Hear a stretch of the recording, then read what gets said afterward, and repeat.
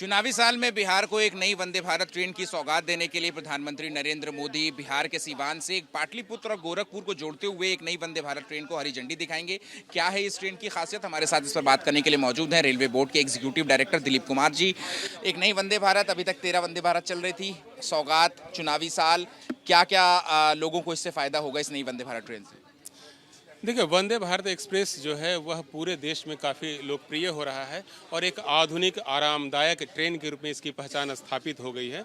लोग कह रहे हैं कि इस ट्रेन में हवाई जहाज़ से भी ज़्यादा बेहतर सुविधाएं हैं, उससे ज़्यादा आराम है, हर सीट कंफर्टेबल है, इसके विंडोज़ बहुत अच्छे बनाए गए हैं, टॉक बैक फैसिलिटी लगाई गई है, इसमें मॉडर्न टॉयलेट्स लगाए गए हैं। तो हर दृष्टि से यह यात्रियों की पहली पसंद बन गया है और यही वह कारण है कि पूरे देश से वंदे भारत एक्सप्रेस की डिमांड आ रही है। अभी हम लोग 140 से ज़्यादा वंदे भारत एक्सप्रेस ट्रेनों का परिचालन कर रहे हैं। जिन स्थानों पर पहले 8 कोच की वंदे भारत चलती थी, अब डिमांड बढ़ी है तो हम लोगों ने 16 कोच और फिर 20 कोच का वंदे भारत एक्सप्रेस भी चलाना चालू कर दिया है। तो आज एक ऐतिहासिक दिन इस क्षेत्र के लोगों के लिए कि एक ट्रेन जो है पाटलिपुत्रा से गोरखपुर के बीच में प्रारंभ हो रही है और यह ट्रेन जो है वह हाजीपुर, मुजफ्फरपुर, बापूधाम, मोतिहारी, सुगौली, बेतिया, नरकटियागंज, बगहा और कप्तानगंज का रास्ते गोरखपुर तक जाएगी। ये जितने भी स्टेशन मैंने बताया है ये किसी न किसी हिस्टोरिकल प्लेस को सर्व करते हैं। जैसे हाजीपुर स्टेशन जो है वह वैशाली को सर्व करता है।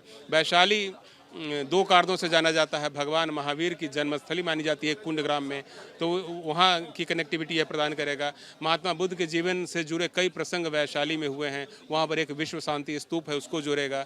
फिर मुजफ्फरपुर से हम लोग केसरिया जा सकते हैं, लीची के लिए प्रसिद्ध है यह जगह, तो यह भी एक ऐतिहासिक जगह है। और फिर बापूधाम मोतिहारी तो महात्मा गांधी की प्रयोग भूमि रही है।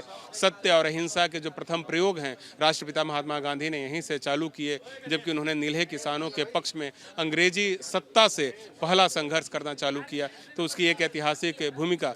उसके आगे जो सुगौली है वह रक्सौल और बीरगंज से जुड़ा हुआ स्टेशन है और बीरगंज जो है से हम लोग काठमांडू तक की यात्रा कर सकते हैं। तो नेपाल की राजधानी जो है काठमांडू, उससे भी अब कनेक्टिविटी आसान हो रही है इस ट्रेन के माध्यम से। फिर बेतिया और नरकटियागंज जो है वह भितिहरवा आश्रम, भिखना टोरी जैसे पर्यटन स्थलों के लिए जाना जाता है। वहाँ का लौह स्तंभ भी जो अशोककालीन है वह काफ़ी प्रसिद्ध है, तो इन सबको जोड़ेगा। बगहा से आप वाल्मीकि नगर टाइगर रिजर्व में जा सकते हैं, वह भी एक अंतर्राष्ट्रीय स्तर का प्रसिद्ध पर्यटन स्थल है।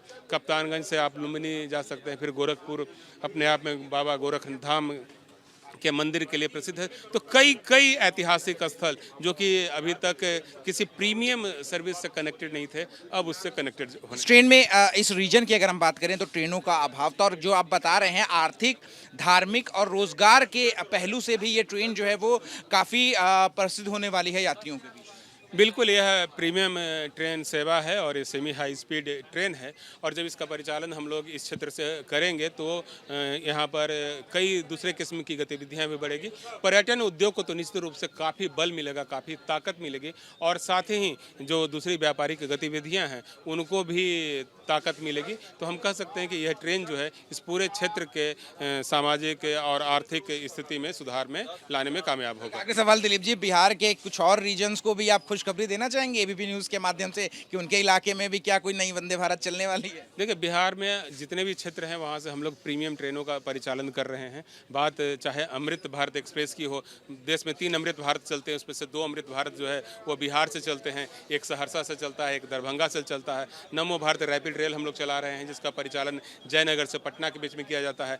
वंदे भारत ऑलरेडी हम लोग पटना से हावड़ा के लिए, पटना से जलपाईगुड़ी के लिए, पटना से वाराणसी के लिए, पटना से अयोध्या के लिए, पटना से टाटानगर के लिए चला रहे हैं। रांची से जो चलती है वंदे भारत एक्सप्रेस बनारस के लिए, वह गया और सासाराम को जोड़ती है। तो हर बिहार का जितना भी क्षेत्र है उन सबको हम लोगों ने कनेक्टिविटी दे रखी है और काफ़ी मजबूती से हम लोगों ने सारे शहरों को जोड़ा है। और वंदे भारत का परिचालन हो, नमो भारत का परिचालन हो, सभी मामले में बिहार को काफ़ी प्रमुखता दी गई है। शुक्रिया बात करने के लिए। कैमरा पर्सन अजीत गुप्ता के साथ अहमद बिलाल, एबीपी न्यूज़ बिहार।